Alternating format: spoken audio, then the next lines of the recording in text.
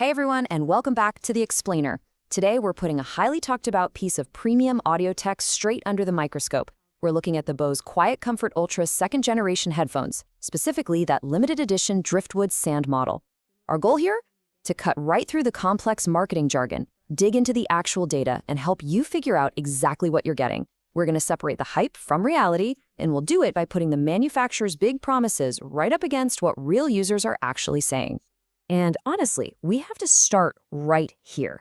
$399. I want to drop that number right out of the gate because, well, that is a serious premium price tag for a headset. When you're pushing the $400 mark, your expectations are, and frankly they absolutely should be, incredibly high. At this price point, we're moving way past good enough and stepping right into the territory of true luxury audio. Which brings us to the central question we're going to tackle today.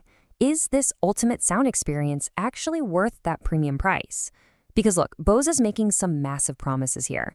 We're talking spatialized audio, unrivaled silence, perfect comfort.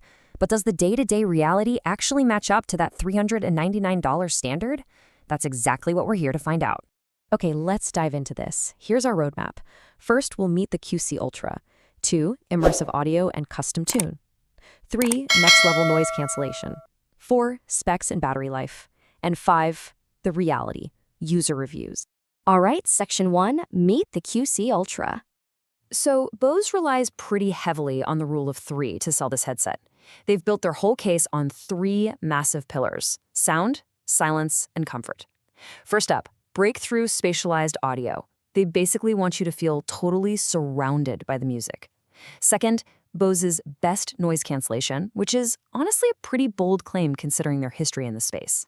And third, unrivaled luxe comfort. They make a huge deal about these plush cushions that supposedly wrap your ears in a soft embrace, along with a refined metal headband. The idea is to evenly distribute pressure so you can wear them all day without getting that awful top-of-the-head fatigue. Moving right along, Section 2, immersive audio and custom tune. Let's start with immersive audio. Bose defines this as spatialized sound that literally takes the music out of your head and places it in front of you. You know how normally when you wear headphones, it kind of feels like the band is playing directly inside your skull? Well, Bose's software pushes the boundaries here. It aims to recreate the feeling of sitting in a room with a live, high-end speaker setup. It's designed to feel way more natural and expansive. And then we have custom tune. I like to think of this as your own personal sonic tailor. Every single person's ear shape is completely unique, right down to the specific curves of your ear canal. Custom tune technology actually analyzes the shape of your ears and then actively adapts the audio performance specifically for you. The goal is that every single beat and melody hits exactly the way it's supposed to, customized in real time to your own anatomy. It's really a fascinating piece of tech. Okay, Section 3, next level noise cancellation. Now, when it comes to controlling your environment, Bose essentially gives you 2 extremes. On one side, you have quiet mode. This is total isolation. It's Bose's legendary active noise cancellation dialed up to the absolute max to completely block out your surroundings. On the flip side, you have aware mode. Because sometimes you just need to hear a train announcement or maybe a coworker asking a quick question, right? Aware mode pipes the outside world in, so you don't have to constantly take the headphones off to engage with your environment. But they've also introduced something new called cinema mode. This is built specifically for watching video content. It spatializes and balances background sound and effects to give you this movie theater level immersion, even if you're just sitting on a crowded bus watching a show on your tablet. Oh, and it's definitely worth noting there's an immersion mode too, which literally combines their total noise cancellation with that spatialized audio we talked about earlier. It's the ultimate locked-in experience. Let's hit Section 4, specs and battery life. All right, the absolutely crucial number to focus on here is that top line, up to 30 hours of battery life. However, there's a very important caveat in the source data. If you keep that fancy immersive audio feature turned on, that 30 hours actually drops down to 23 hours. It's still solid for sure, but definitely something to keep in mind. They use Bluetooth Core 5.4, which gives you a standard 30-foot range. As for weight, they come in at 0.48 kilograms, so just over a pound, which keeps them pretty light on the head. And when you finally do run out of juice, you're looking at a 3-hour charge time to get back to 100%. Finally, Section 5, the reality, user reviews. So, Looking at over 1,700 Amazon reviews, the headset holds a very respectable 4.3 out of 5 stars. The vast majority of buyers are absolutely thrilled. 73% gave a perfect 5-star rating, and another 8% gave it 4 stars. But it is not universally perfect. Notice that 9% of users actually gave it a 1-star review. As impartial observers here, it's our job to understand both the overwhelming praise and the notable friction points. When we filter all those reviews for the most frequently mentioned features, the data is super interesting. Look at what tops the list. Sound quality was mentioned positively by over 200 people.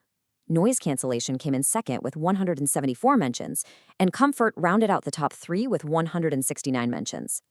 What's crazy fascinating here is that the user praise almost perfectly mirrors those 3 marketing pillars we looked at back at the beginning. Basically, when these headphones work for people, they work exactly as advertised. Let's look at a prime example of that 5-star perspective. One user wrote, "It created a quiet sanctuary and blocked out any jet engine noise, allowed me to really enjoy watching movies." I mean, this just brilliantly illustrates the success of the active noise cancellation and that new cinema mode we discussed. For frequent flyers, the ability to turn a loud, droning airplane cabin into a private movie theater is a massive win. It completely validates Bose's claims.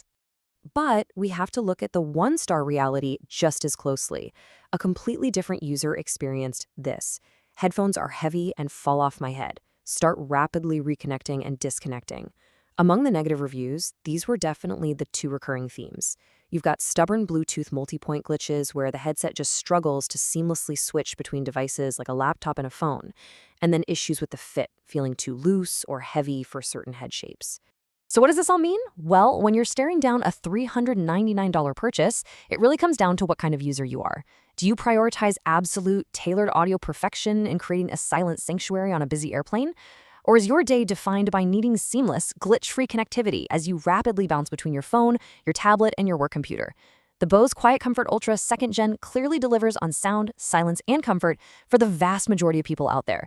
But that occasional Bluetooth glitch means it might not be the perfect tool for absolutely everyone. I really hope this structured look helped you weigh the evidence for yourself. Keep learning, keep questioning, and I'll see you in the next explainer.